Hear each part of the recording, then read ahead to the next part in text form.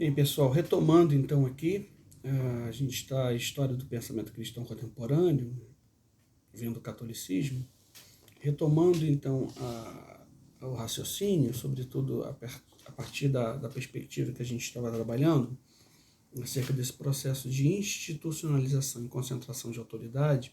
Eu estava falando que no momento ali do quarto século tem a proeminência de 5 igrejas, né?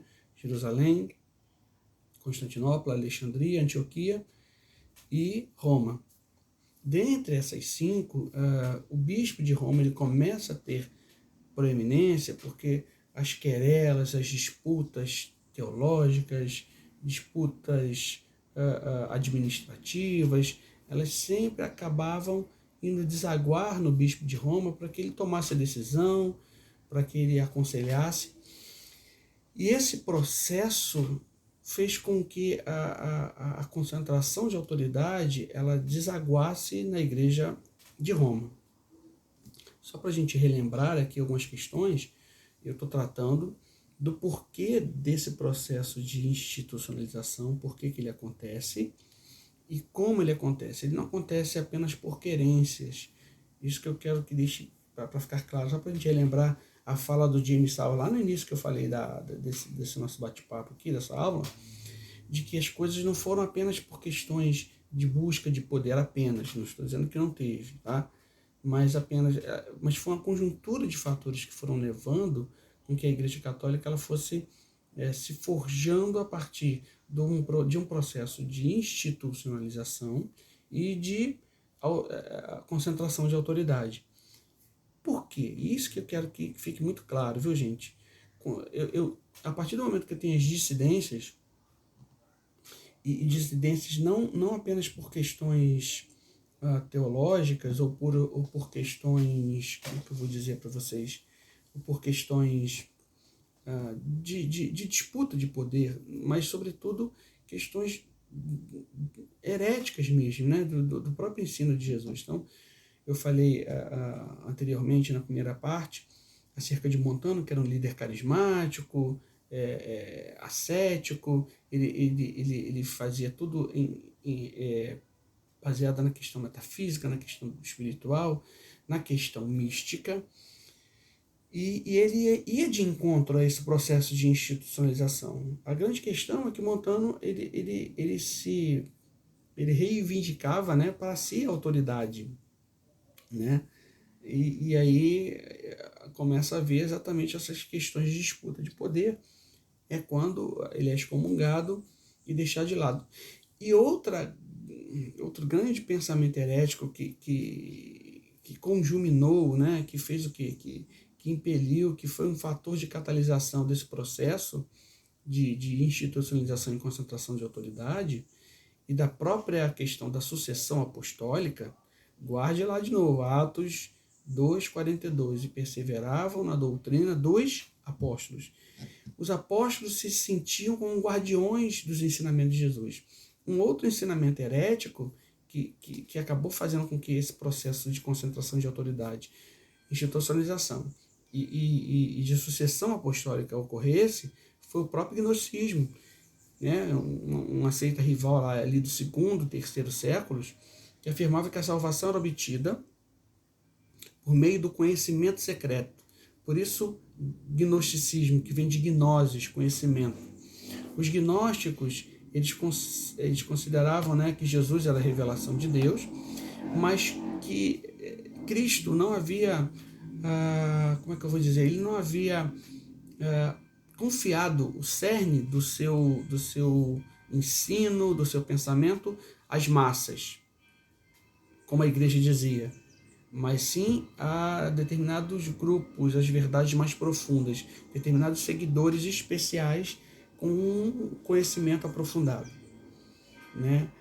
E aí a liderança da igreja, o próprio Irineu, o bispo lá de Lyon, ele vai de encontro, vai bater nessa questão, vai dizer que isso é uma heresia, e que o ensino de Jesus ele foi dado à igreja como um todo através dos apóstolos. Então os apóstolos eles se sentiam como guardiães dos ensinos de Jesus, da doutrina. Então, quem é que então que estava com a verdade? Quem é que estava com a pureza do evangelho dada por Cristo?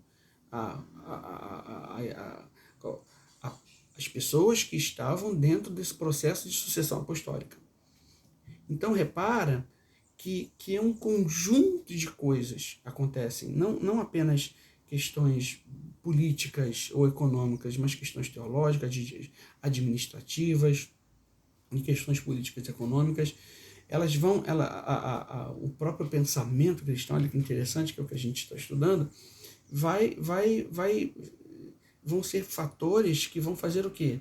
Vão fazer com que esse processo de concentração de autoridade, de institucionalização e de sucessão apostólica, ele deságue exatamente onde? No bispo de Roma.